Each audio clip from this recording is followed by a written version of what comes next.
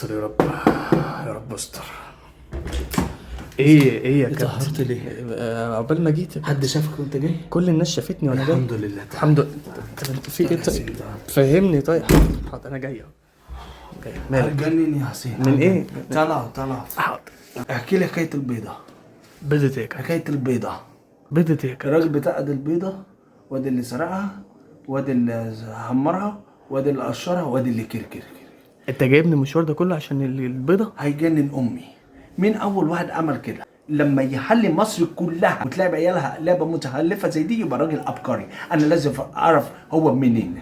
يعني انت مصحيني 4 الفجر عشان البيضة؟ مين اول واحد حل البول؟ عامل ايه؟ حلل البول. حل البول؟ يس. انا مش عارف امي يا كابتن. ده واحد قام عمل بيبي وقف يقول ايه الحوار ده. ده راجل عبقري. عبقري انه يقنع الناس كلها تروح تعمل بيبي وتقف تقول ايه الحوار ده، وتقول طلع منه دم وتطلع منه السكر وتطلع منه كل حاجه. طب يا حسين قول لي مين عبد الرحمن؟ عبد الرحمن مين يا كابتن؟ لو بتاع عبد الرحمن بيحب حنان وحنان مخطوبه ضربته بالطوبه ده عيل واسع. ليه ماله؟ اللي يحب عيله مخطوبه ده يبقى عيل واسع. اللي يخلينا نوثقه في التاريخ ده يبقى راجل مش كويس. وبعدين انا كنت فاكر ان دي مشكله عندي في الشارع. لو عندي في الشارع في برضه. شوارع مصر. صح. مين عبد الرحمن ومين حنان دول هيجننوا امي في الموضوع. انا مال امي بقى بالموضوع. طب ارجوك، ايه؟ مين اول حد لما عيال حواليه وهلهم يعملوا صابهم كده اقول لهم كان في واحد نجار حب يصلح باب الدار ايش لونه ايش ده؟ اولا ده كان سعودي، ده ما كانش مصري.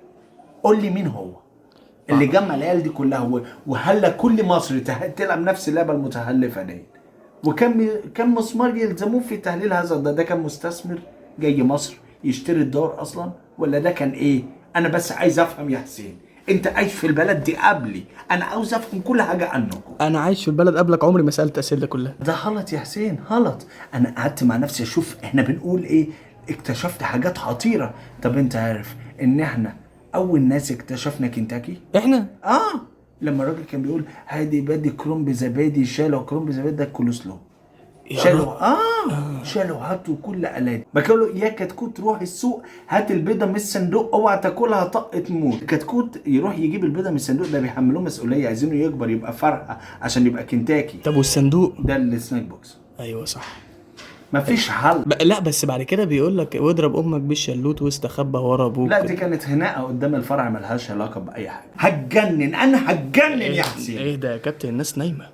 طب قول الاهاني دي ممكن يكون ليها ستوري انا ما اعرفوش كويس. لكن الراجل اللي اول واحد قال بيب بيب بيب بيب بيب ده عرفنا منين ان دي فرحه. ليه وليه كلنا مشينا وراه؟ انت تلاقي الدائري كله ماشي بيب بيب بيب بيب، ده صداع، ده مش حلو للعريس. لما يروح مصدع هيهرب الدنيا. ده موضوع غريب قوي. اول واحد عمل كده. طب احنا قلنا دي عارفين ان دي تمام. دي عارفها. لكن ايه بيب بيب بيب بيب معنى امها ايه؟ مين اول واحد عملها؟ نفسي اعرف انا مالي بالموضوع ده يا كابتن. يعني ايه سرج مرجي؟